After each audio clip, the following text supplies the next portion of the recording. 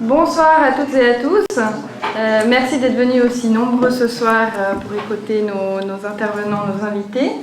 Cette conférence qui est co-organisée par Magasins du Monde, le CETIM et le GRAD est le premier événement de la campagne des Magasins du Monde qui est intitulée « Qui passe à la casserole ? Des délices équitables et des produits locaux, pas des cultivateurs ».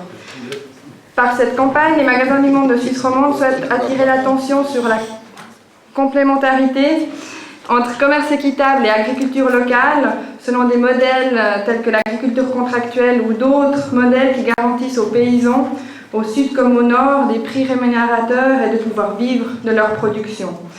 À l'autre bout de la chaîne, nous souhaitons aussi que les consommateurs puissent choisir des produits sains, des produits dont ils peuvent connaître la provenance, le mode de production, des produits de qualité, ce qui n'est souvent, trop souvent malheureusement pas le cas. Les Magasins du Monde veulent faire passer ce message par une invitation très concrète au quotidien dans le choix des produits alimentaires, mais bien sûr cet appel s'inscrit dans un cadre beaucoup plus large et politique, parce qu'on voit très bien qu'un changement est nécessaire pour que l'ensemble de la production agricole,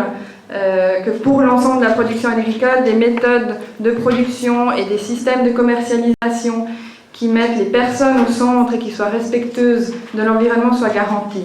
Donc notre campagne fait aussi référence à la souveraineté alimentaire qui va être un concept abordé ce soir et au centre des débats.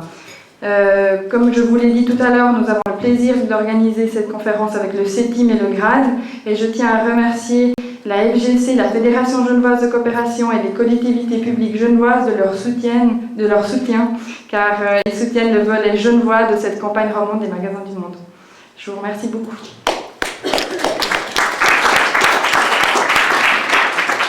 Alors moi je suis Benoît Lecomte du GRAD. Alors la conférence de ce soir en fait débute deux cycles différents.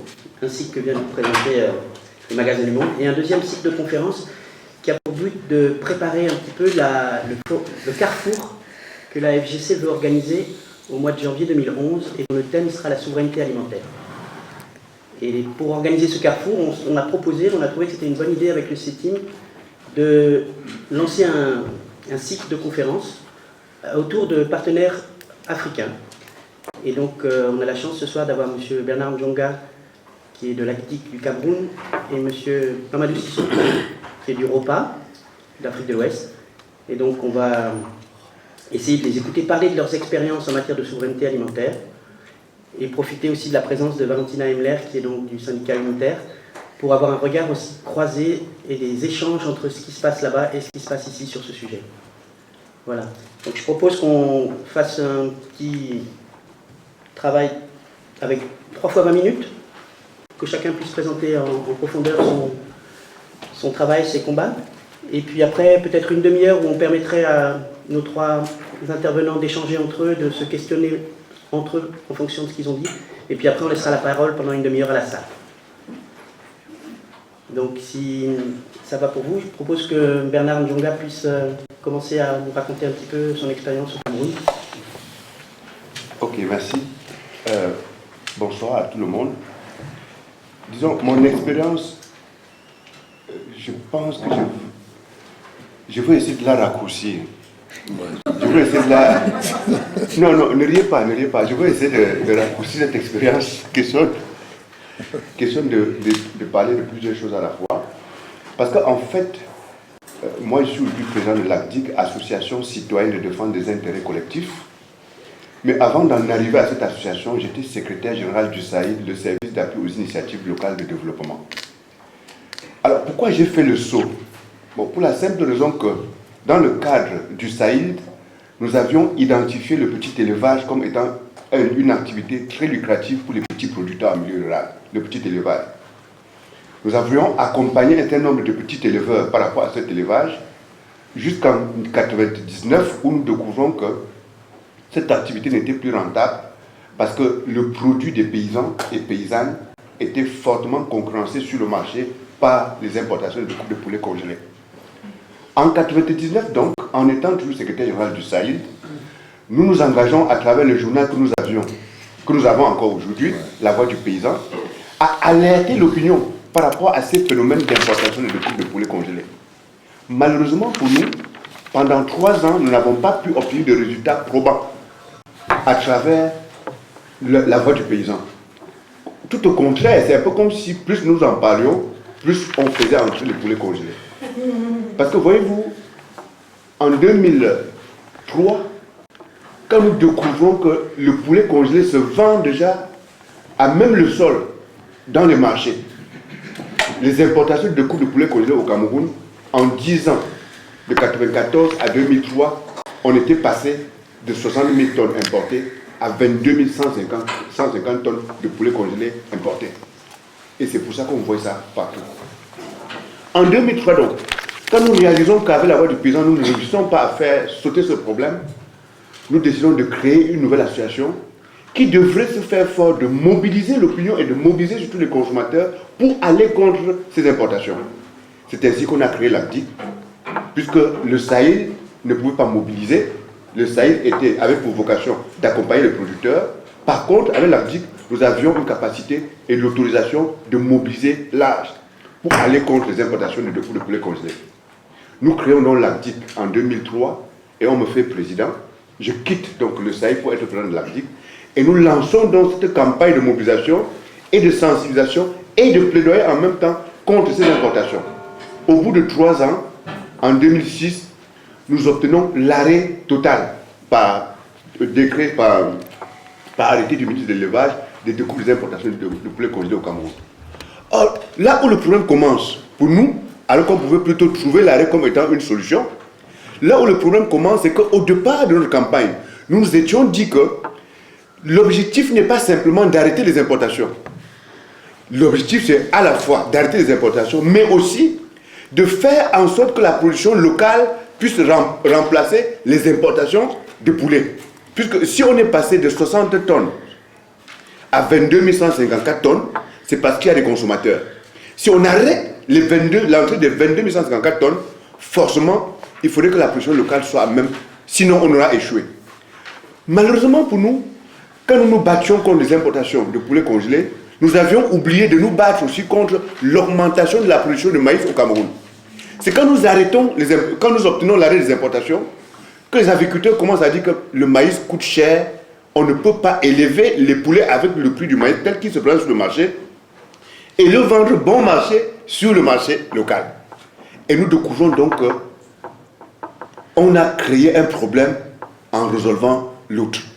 Et c'est là où nous nous interrogeons, nous disons, mais au fait, on ne pouvait pas imaginer qu'on était si dépendant de l'extérieur.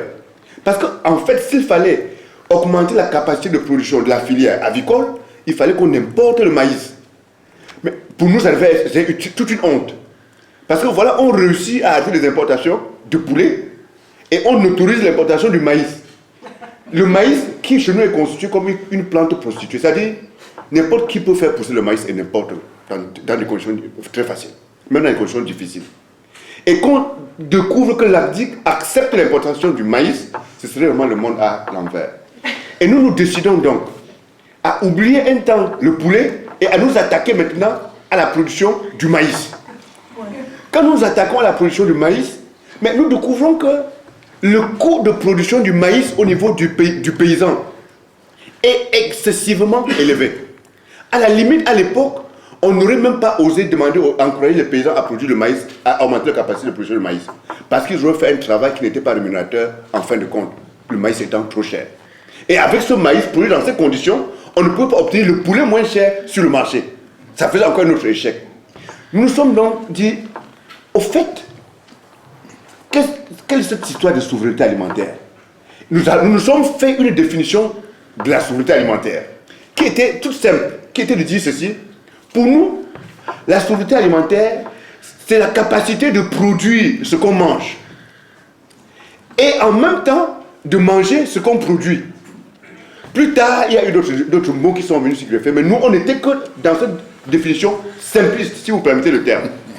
Quand nous disons maintenant à l'ACDIC, c'est la capacité de produire ce qu'on mange. Ça nous ramène à aller voir quelles sont les conditions des producteurs. Lamentables. En termes d'équipement, ils n'en avaient pas d'équipement un peu amélioré. En termes de semences, il n'en avait pas de semences, de système de semences amélioré. En termes de conservation de la production, il n'en avait pas d'améliorer. Donc bref, nous découvrons que la volonté de dire produisons ce que nous mangeons, on bute directement à un certain nombre de facteurs limitants qui se trouvent au niveau des petits éleveurs. Et c'est là où nous découvrons au grand jour ce qu'on appelle exploitation familiale. J'ai dit ça à mon ami Sissoko, parce que là, on dit, mais donc, c'est les petits producteurs, avec ce que nous voyons là, malgré ce que nous décrivons, c'est eux qui alimentent nos marchés.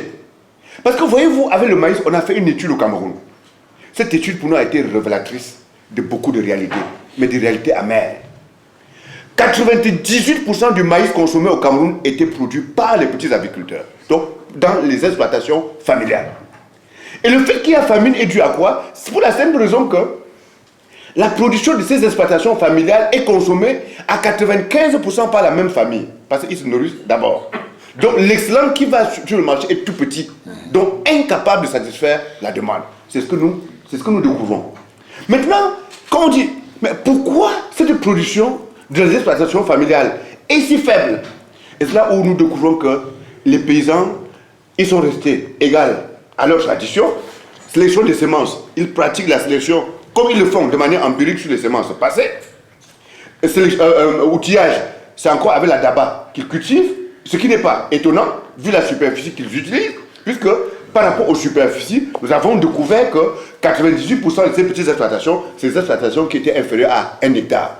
Et c'est sur cette exploitation inférieure à 1 hectare, on a compté en moyenne, vous aviez 9 spéculations.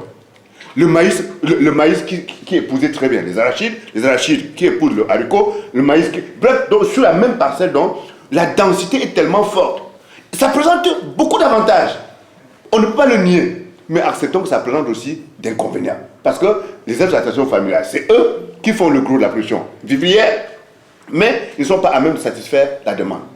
Donc, nous découvrons donc le être capable de produire soi-même. La liste des handicaps des forces freinantes était longue. Maintenant, nous nous déportons vers le consommateur. Consommer ce que nous mangeons. Nous regardons donc ce que mangent les gens dans la ville comme Yaoundé. C'est là où nous découvrons que pendant que nous sommes en milieu rural en train de peiner avec les producteurs, la bouche des consommateurs en ville est en train d'être colonisée par les produits importés. Le riz, le lait, le haricot, même le maïs. N'en parlons plus du poulet, puisque vous avez déjà suivi cette histoire, les gens en ville avaient pris goût des produits importés. Ça nous fait donc découvrir la réalité de notre définition de la souveraineté alimentaire. Est-ce que nous sommes capables de produire ce que nous avons mangé? Non. On aura beau être volontaire, c'est non. Est-ce que nous mangeons ce que nous produisons? Non. On aura beau être volontaire, les gens ont faim en ville, les produits importés qui sont les moins chers, qui plus est, très moins chers, comparativement aux produits locaux. Voilà le dilemme face auquel nous nous trouvons. Et c'est dans ce cadre-là que nous avons notre regard sur la souveraineté alimentaire. Depuis lors donc, nous définissons 4 axes d'activité. Nous disons ceci: s'il faut relever le niveau de la production en milieu rural, il ne faut pas se leurrer. Il faut capitaliser le milieu rural. Il faut apporter des subventions en milieu rural. Ce mot-ci, j'aime le prononcer avec force. Parce que si j'avais à l'écrire, je l'écrirais toujours en majuscule. Parce qu'on finance partout. On ne comprend pas pourquoi chez nous, quand on parle de subventions, c'est comme si on était en train de vouloir faire un crime. Donc, subventions, nous allons nous battre pour qu'on apporte aussi des subventions en milieu rural. Surtout que, dans l'étude que nous avons menée, quand vous capitalisez le milieu rural, on n'a plus de chance de récolter cet argent dans le cycle de développement. Parce que le paysan qui reçoit de l'argent, même s'il triche, l'argent ne peut pas quitter pour venir dans une banque suisse. Ça peut simplement... Non, ne riez pas. L'argent, même s'il triche, et l'argent très souvent, quand ça arrive en milieu rural, vous retrouvez ça dans la poche des enfants qui sont en ville, en train d'étudier. C'est ça la réalité. Donc, nous avons décidé de nous battre pour qu'on apporte les subventions en milieu rural. Si on apporte des subventions en milieu rural, c'est pour améliorer les conditions de production des paysans. Donc, automatiquement, s'il faut qu'on améliore les conditions de vie à travers la production, il faut que nous nous battons pour que, ce qu'on appelle le marché domestique. C'est-à-dire que les paysans, quand ils ont produit plus, qu'ils arrivent sur le marché, qu'ils trouvent de l'espace pour vendre leurs produits. Donc, et c'est ça qui nous a amené aussi à nous aligner en droite ligne des négociations APE. Parce que nous avions compris que dans le cadre de ces négociations, on parle de l'ouverture des frontières. Donc, nous allons nous battre pour que lorsqu'on ouvre les frontières, que nous soyons au moins sûrs qu'on a laissé de la place, ce que j'ai appelé tantôt marché domestique, qu'on a laissé de la place pour la production du milieu rural qui est en train de venir, en supposant qu'on accepte de subventionner et en supposant qu'on accepte de faire évoluer ce que nous allons appeler exploitation familiale. Ça encore c'est notre débat, parce que si on veut parler d'exploitation familiale, mon ami Sissoko, on va bon, enfin. Non. Alors, maintenant, vous voyez dans le premier axe, se battre pour qu'on apporte des subventions. En se battant pour qu'on apporte des subventions, on se bat pour que les marchés domestiques soient protégés et que ça attende la production des petits paysans. Mais aussi, se battre pour sensibiliser les consommateurs, qu'ils commencent à intégrer le consommé camerounais, ce qui n'est pas donné. Parce qu'en fait, si vous allez dans une ville comme Yaoundé, 95% des gens consommateurs, ils vont vous dire que oui, nous sommes prêts à consommer camerounais. Mais il faut que leur poche soit à même de leur ambition. Ils touchent peu, ils sont obligés d'arriver sur le marché, de payer ce qui est à la hauteur de leur bourse. Et vous voyez donc, en fait, quand on parle de souveraineté alimentaire, quand on parle d'exploitation familiale, c'est des choses qu'on prend de manière simpliste, c'est global. Ça nous amène donc à croire, on peut bien se tromper, on peut bien se tromper que cette problématique de souveraineté alimentaire dont on parle sur le bout des lèvres, ça devrait être au centre de toute politique agricole dans nos pays. Je dis bien au cœur de toute politique agricole dans nos pays. Parce que si on ne le fait pas, quand on ne le fait pas, évidemment, on est dépendant. Dieu merci, c'était une malchance, mais ça a eu quelque chose de positif. En février 2008, il y a eu la crise en Afrique, la crise de la famine, les émeutes. Ces émeutes nous ont beaucoup aidés par rapport aux gouvernants, parce que ça les a amenés à comprendre qu'ils étaient dépendants. Nous en sommes aujourd'hui au stade où on engrange des résultats par rapport à la compréhension et par rapport à la prise en compte de la notion de souveraineté alimentaire par nos gouvernants. J'en citerai pour preuve la filière avicole qui aujourd'hui est subventionnée par les pouvoirs publics et qui aujourd'hui accepte d'être partenaire et considéré comme un partenaire des pouvoirs publics. Et les pouvoirs publics ont pris à bras le corps ce souci de faire en sorte que la filière avicole locale soit à même satisfaire la demande sur le marché. Ça, c'est des pas qui sont lents, mais des pas sur lesquels on peut quand même fonder un exploit quand ça concerne la souveraineté alimentaire. Mais pour conclure, je peux vous rassurer. En ce qui concerne la souveraineté alimentaire, si c'est défini comme étant la possibilité à un peuple de choisir ce qu'ils vont manger, ce qu'ils mangent, je dis bien de choisir, et de ce qu'ils mangent en termes de qualité et de quantité, quand il n'y a pas de choisir, ça ne veut pas dire qu'on ferme les frontières, mais non. Je peux bien manger les pommes, manger le pain avec qui est fait du blé, qui n'est pas produit chez nous, mais j'aurais choisi. Donc, défini comme tel en matière de souveraineté alimentaire, je vous assure, nous sommes encore très très loin. Et on est même très en danger. Parce que aujourd'hui, je vous donne un seul exemple. Prenons le cas du riz. Au niveau de la production, le Cameroun produit, tenez-vous bien, 70 000 tonnes de riz par an. Dans la même année où nous produisons 70 000 tonnes de riz par an, on importe 480 000 tonnes de riz. L'importation. Je prends le cas du riz. Pire, nous avons mené une enquête consommation. De cette enquête, 11%, j'allais dire 11,5%, dégageons le virgule, 11% de consommateurs Yaoundé et Douala, ils déclarent consommer du riz tous les jours. Ce riz qu'on importe, à près de 80%. Tous les jours, ils consomment du riz. Et il n'y a pas un Camerounais qui dit ne pas consommer du riz. Dans l'enquête, ceux qui étaient les moins réservés, ils consommaient du riz une fois chaque semaine, ce qui est déjà beaucoup. Et pire pour nous, le Cameroun est un pays où, si vous entendez dire les produits de première nécessité, ce sont les produits importés. Ce n'est pas le macabo, ce n'est pas le manioc, ce n'est pas les produits qui sortent du terroir, qui sortent des exploitations familiales. Non. Si vous entendez parler des produits de première nécessité, on vous sort la liste et on en sort régulièrement. Je vais vous en garder une liste. Vous allez voir du riz, vous allez voir du lait, vous allez voir du sucre, vous allez voir du sel. Tout ça, c'est des produits importés. Voilà le véritable danger qui nous guette. Je vous remercie.